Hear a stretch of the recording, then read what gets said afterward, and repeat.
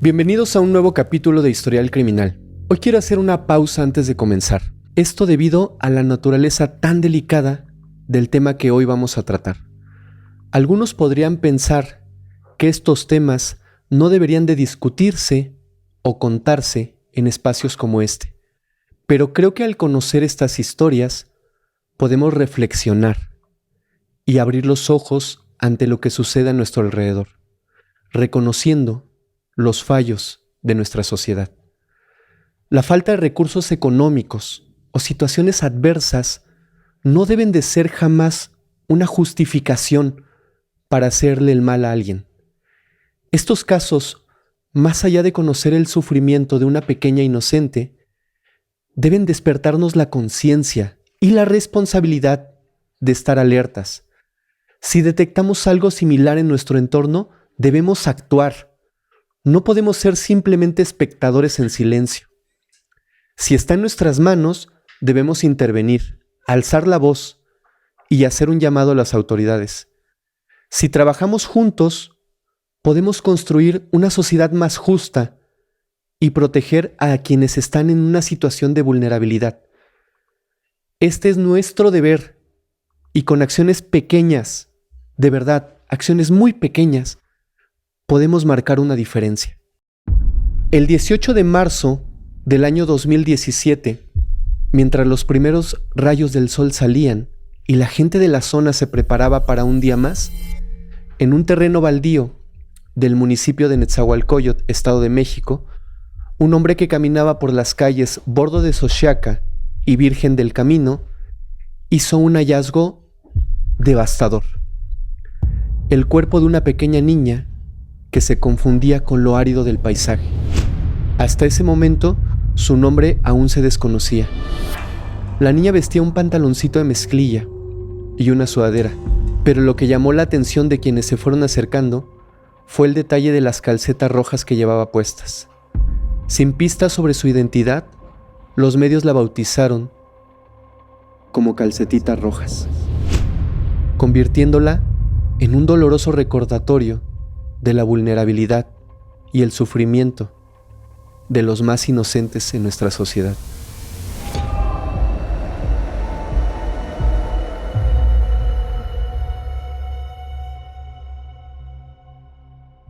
Guadalupe Medina Pichardo, conocida cariñosamente como Lupita, nació el 16 de enero del año 2013 en el municipio de Nezahualcóyotl, Estado de México.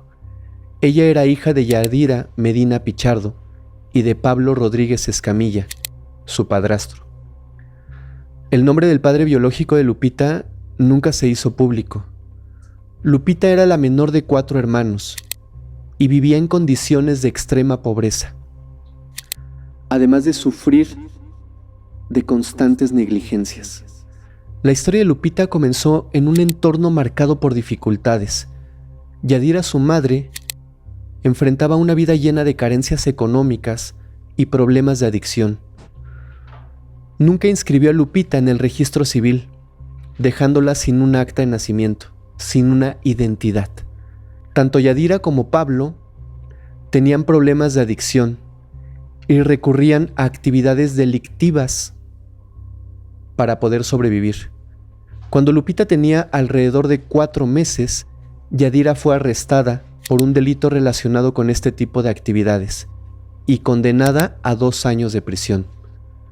Durante la ausencia de Yadira, Lupita fue cuidada por su tía, Marina Concepción Medina, quien le ofreció un entorno en ese momento un poco más estable y hasta cierto punto un poco más amoroso, algo que nunca había encontrado en su hogar. Sin embargo, cuando Yadira fue liberada, decidió recuperar a su hija. Aunque Marina ofreció quedarse con Lupita y permitir visitas de su madre, Yadira prometió que cambiaría y que la cuidaría. Una promesa que desgraciadamente nunca se cumplió. La vida de Lupita con su madre estuvo llena de abandono y de maltrato en todo momento. Pasaba largos periodos bajo el cuidado de otras personas, y cuando estaba con Yadira, la falta de cariño y atención eran totalmente evidentes. La niña cuya vida estuvo marcada por la indiferencia y el sufrimiento, nunca tuvo el cuidado ni el amor que merecía, dejando una profunda tristeza en quienes conocieron su historia. En una ocasión, Lupita llegó por sus propios medios a la casa de un hombre y su madre. El hombre, preocupado por la situación, obviamente, la niña llegó de la nada. Documentó en un breve video a la pequeña y le preguntó cómo es que había llegado hasta ahí y quiénes eran sus padres. A pesar de la situación tan complicada, esta familia acogió a Lupita con calidez. La bañaron, le retiraron los parásitos que tenía en el cabello, la alimentaron y le brindaron un poco de amor y cariño durante el tiempo que ella estuvo ahí. Sin embargo, cuando Yadira se enteró de que su hija estaba con esta familia, fue a buscarla. En ese momento, le ofreció al hombre venderle a Lupita por 20,000 pesos. Estas personas pues no contaban con este recurso y no hubo ninguna opción y tuvieron que devolver a Lupita al cuidado de su madre. Más tarde, Yadira dejó nuevamente a Lupita con otra familia en la colonia Agua Azul, alegando que ya no podía cuidarla, que ya estaba harta. Sin embargo, se arrepintió y se llevó a su hija nuevamente. A pesar de que los parientes de Yadira, familia cercana y personas que la conocían, ofrecieron en varias ocasiones hacerse cargo de la niña, porque obviamente se daban cuenta de los malos tratos a los que era sometida. También se daban cuenta que no comía, se daban cuenta que no la bañaba, sabían que no iba a la escuela, pues había gente que se acercaba a ella con la intención de ayudarla, pero Yadira nunca aceptó estas ofertas.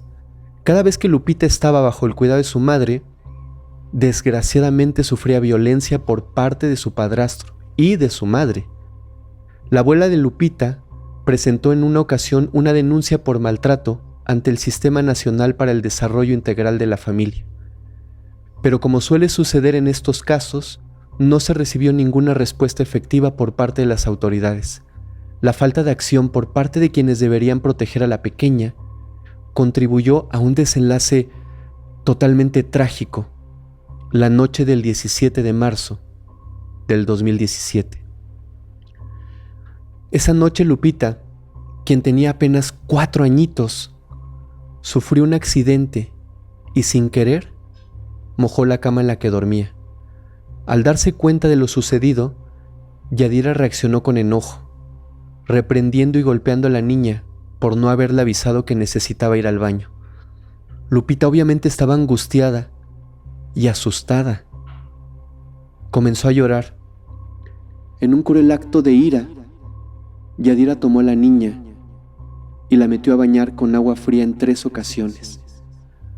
Su llanto despertó a Pablo, quien, irritado por la interrupción de su descanso, también comenzó a golpearla.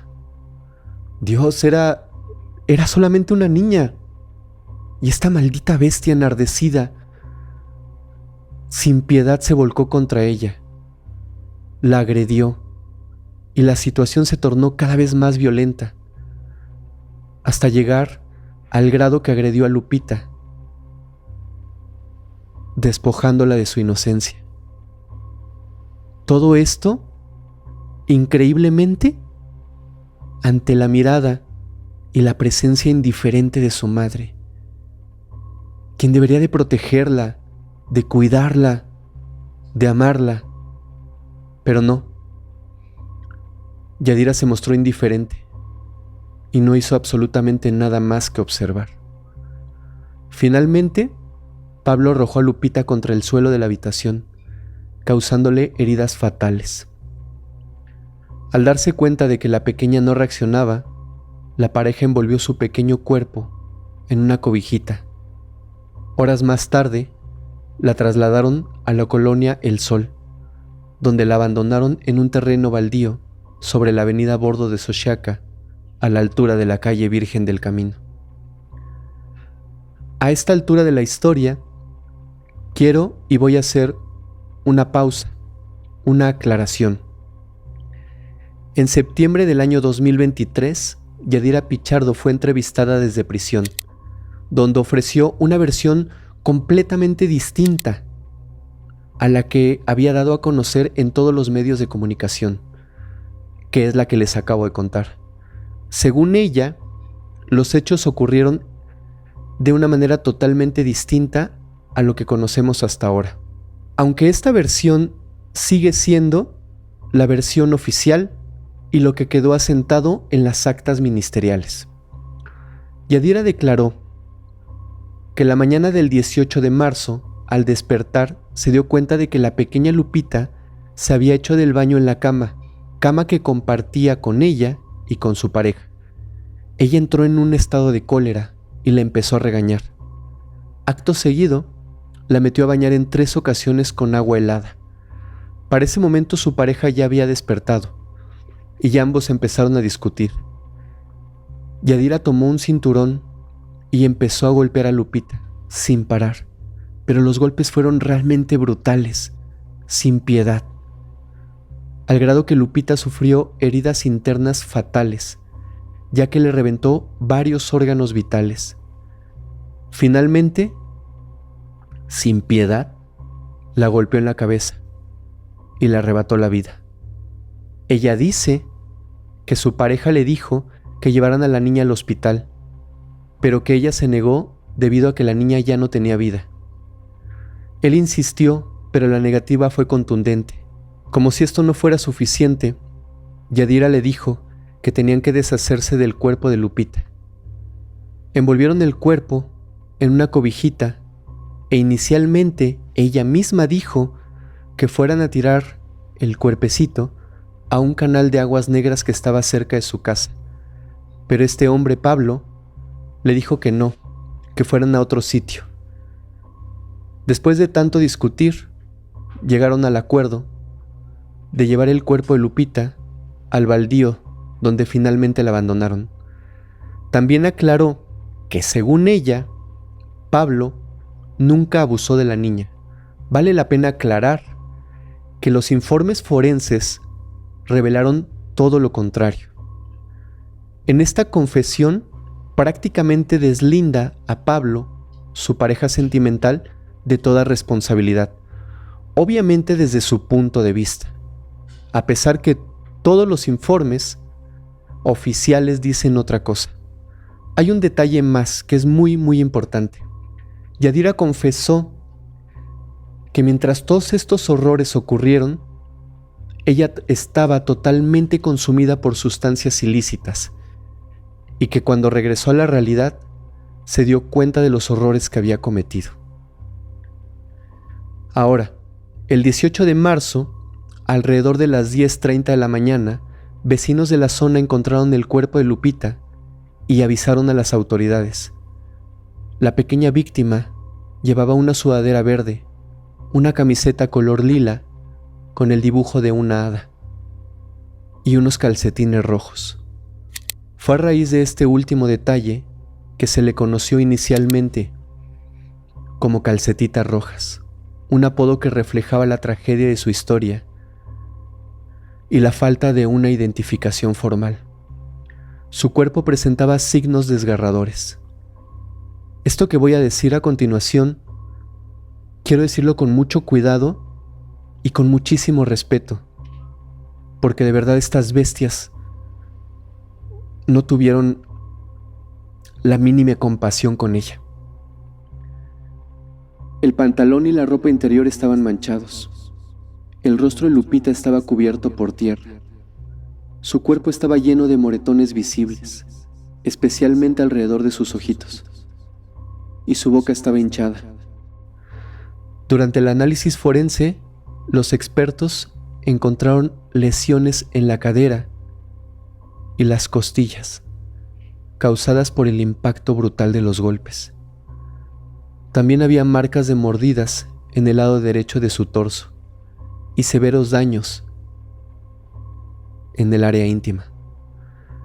La autopsia reveló que Lupita había perdido la vida debido a una hemorragia en el páncreas, en el hígado y en los riñones, además de presentar una fractura cráneoencefálica. Los peritos calcularon que la niña tenía entre 5 y 3 años y medía 95 centímetros casi 10 centímetros por debajo de la estatura promedio para una niña de su edad en México. Esto se entiende debido a la desnutrición que Lupita sufrió durante muchos años. A pesar de que se le tomaron las huellas dactilares en un intento por identificarla, Lupita nunca había sido registrada como les conté oficialmente, lo que complicó más aún su identificación.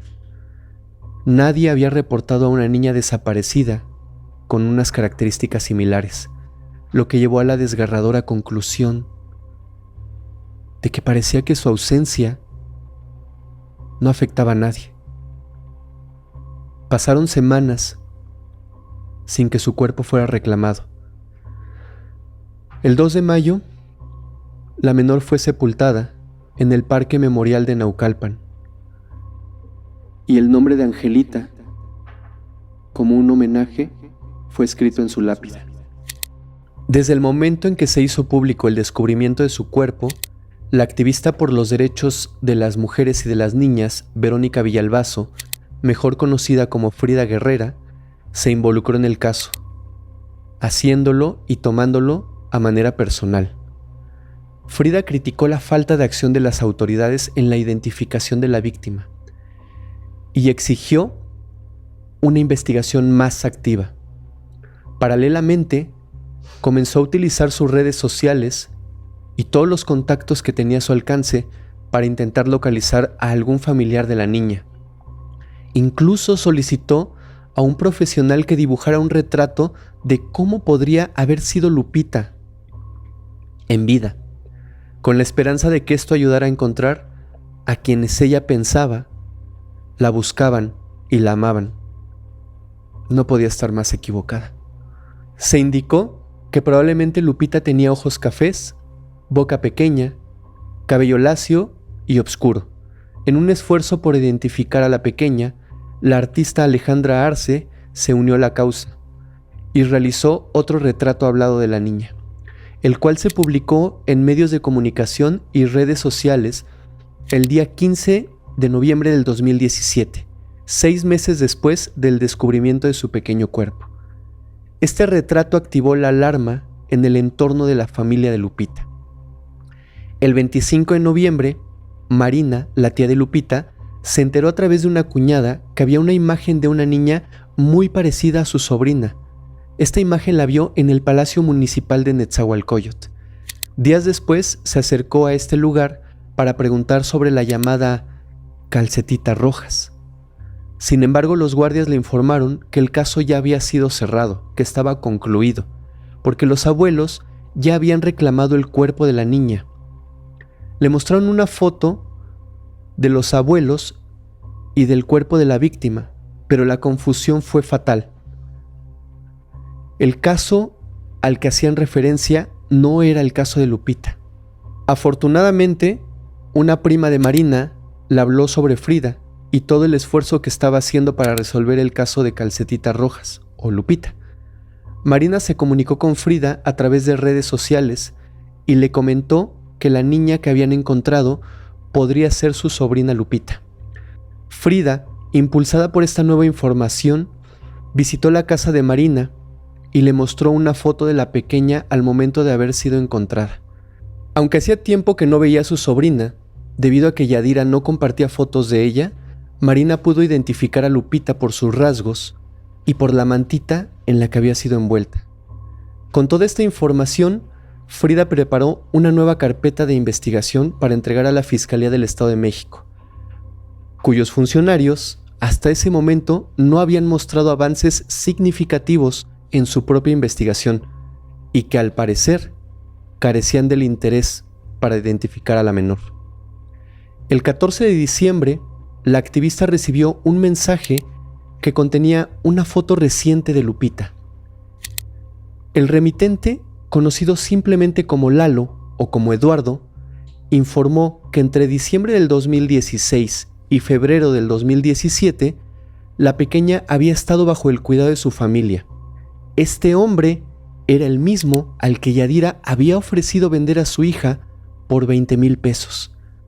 Su testimonio representaba la pieza clave que faltaba para la investigación de Frida, ya que las tías de Lupita no contaban con fotos recientes de la niña, lo que complicaba más aún la verificación de su identidad. El expediente que Frida había recopilado durante 9 meses, lleno de pruebas, fotografías y notas de la investigación, ahora ya contenía un video de Lupita hablando y diciendo su nombre. Este video fue grabado cuando llegó a la casa de una familia con la que vivió. Me refiero a este hombre y a su madre.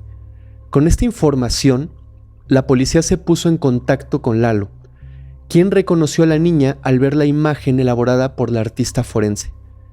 Así, declaró como testigo ante el Ministerio Público. Como resultado de las averiguaciones, las autoridades identificaron por fin, a Yadira y a Pablo, la madre y el padrastro de la pequeña, como los posibles responsables de las agresiones y del deceso de Lupita. El 24 de diciembre del año 2017, el fiscal general de justicia del Estado de México, Alejandro Gómez Sánchez, anunció por fin la detención de ambos.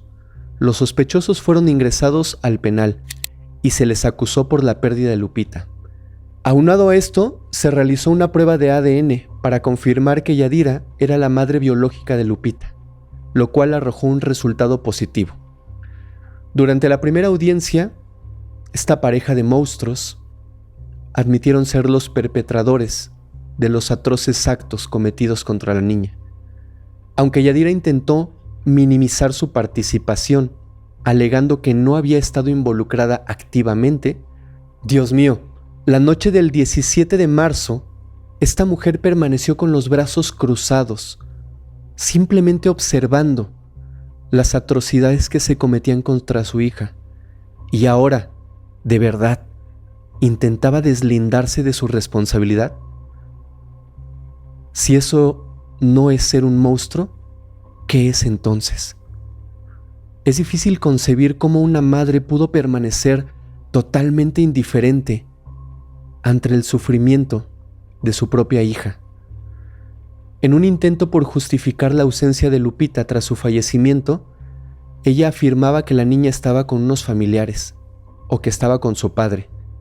Sin embargo, había que considerar que desde que nació, la pequeña había estado constantemente de casa en casa, lo que dificultaba que su respuesta levantara alguna sospecha.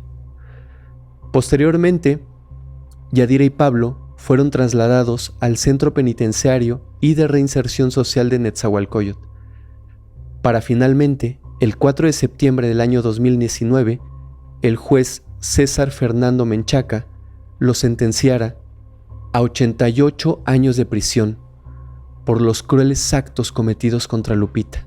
Además, como si esto reparara algo, se les impuso una multa superior a los 500,000 pesos como reparación del daño. El magistrado también ordenó que se inscribiera oficialmente a la niña en el registro civil con el nombre de Guadalupe Medina Pichardo, un gesto tardío que le otorgaban en la muerte, algo que no se le permitió en vida. También se tomaron medidas para garantizar el bienestar de los hermanos de Lupita, solicitando becas para que pudieran continuar sus estudios desde la primaria hasta concluir la secundaria, y se instruyó a los organismos competentes a determinar quién asumiría ahora la custodia de estos niños. Información que no fue revelada, pero que probablemente colocó a los menores bajo el cuidado de sus tíos. Tras la sentencia, Jesús Campos, abogado de Yadira y Pablo, anunció que apelaría, argumentando que las confesiones de sus clientes se habían obtenido bajo coacción. Para respaldar sus afirmaciones, hizo referencia a una supuesta discrepancia entre el certificado médico presentado por el Ministerio Público y el certificado médico emitido por el reclusorio. Según este abogado, el primero de estos certificados no registraba heridas en los detenidos, mientras que el segundo se mencionaba que ambos acusados habían sido ingresados con lesiones. Campos también cuestionó la falta de una prueba concluyente que estableciera la responsabilidad de Yadira y Pablo en el deceso de Lupita, afirmando que aunque había ocurrido un crimen, sus defendidos no debían ser considerados como responsables. Increíble, ¿no? La apelación buscaba reducir la pena o incluso planteaba la posibilidad de liberar a estos dos monstruos si los magistrados consideraban que no había pruebas suficientes. Afortunadamente, esta apelación nunca prosperó y tanto Yadira como Pablo permanecen y permanecerán tras las rejas, cumpliendo su sentencia de 88 años, pagando por sus atroces y cobardes actos. Es profundamente triste, de verdad, que esta mujer haya vivido experiencias tan terribles en su infancia. Sin embargo, tuvo en sus manos la oportunidad de romper un ciclo de abusos y no lo hizo. No somos quienes para juzgar a nadie, pero cuando la vida de una niña inocente es arrebatada de una manera tan cruel, tan cobarde, tan vil, es inevitable preguntarse si realmente estamos preparados para ser padres. Como he mencionado en otras ocasiones anteriores, la maternidad y la paternidad deben de ser decisiones tomadas con plena conciencia. Cuando un niño o una niña llega a nuestras vidas, asumimos responsabilidades de verdad sagradas: protegerlos, cuidarlos y guiarlos, incluso, de verdad, a costa de nuestras propias vidas. Así lo veo yo, y creo que es el deber de todos velar por el bienestar de los más pequeños. Antes de terminar, les voy a contar otra historia. De verdad pareciera que esta familia de alguna manera está vinculada a este tipo de actos tan cobardes. En el año 2022, en el municipio de Chimalhuacán, fue reportado como desaparecido el pequeño Carlos Antonio Castro Cervantes. 3 días fueron los que duró su búsqueda. El 9 de noviembre, la madre de Carlos, a quien cariñosamente llamaban Carlitos, reportó su desaparición ante la Fiscalía General de Justicia del Estado de México, donde se emitió un boletín de búsqueda para dar con su paradero. De acuerdo con la alerta Amber que se emitió, el menor había desaparecido en el mismo municipio.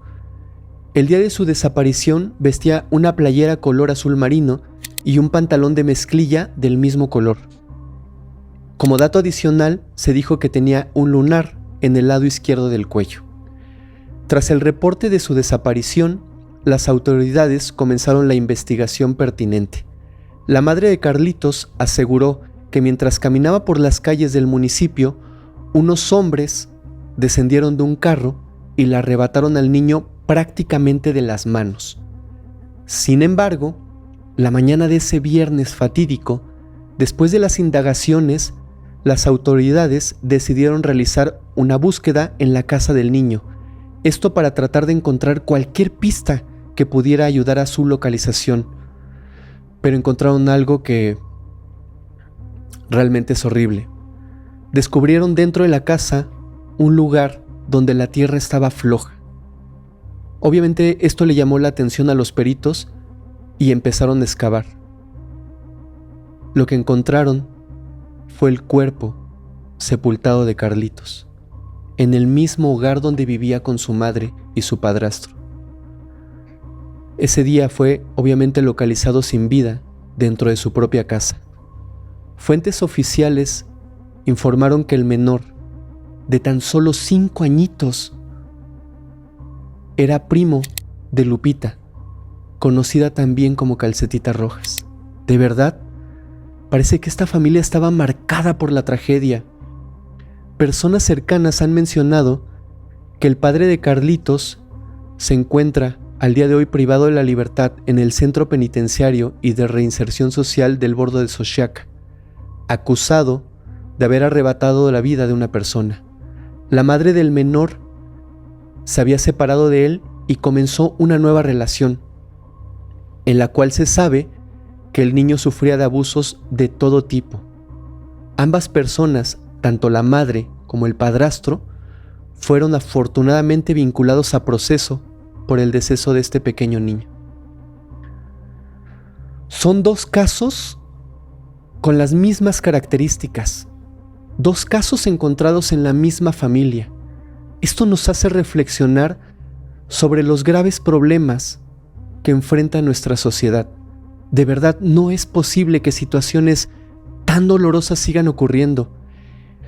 Y es responsabilidad de cada uno de nosotros priorizar el bienestar de los más pequeños. Debemos de recordar que ellos son y deben de ser siempre la prioridad en cada una de las familias. Dentro de sus hogares deben de sentirse seguros y protegidos. Su única preocupación debería ser hacer su tarea, jugar y ser felices. Hoy les voy a pedir algo diferente. Si este video ha despertado en ustedes conciencia y empatía por los más vulnerables, compartámoslo. De verdad, juntos podemos crear conciencia sobre la realidad que están enfrentando muchos niños en nuestro país. Si actuamos a tiempo y estamos atentos a nuestro entorno, seguramente podemos hacer algo para ayudar a aquellos que están en peligro. Una llamada o un reporte oportuno a las autoridades o incluso la difusión de algún caso en redes sociales de algún maltrato extremo, de verdad se los digo, puede marcar enormemente la diferencia. No nos quedemos como simples espectadores con los brazos cruzados. Si a nuestro alcance está hacer una llamada, un reporte, una publicación, hagámoslo. De verdad, juntos podemos marcar una diferencia que puede ser muy importante en la vida de un niño.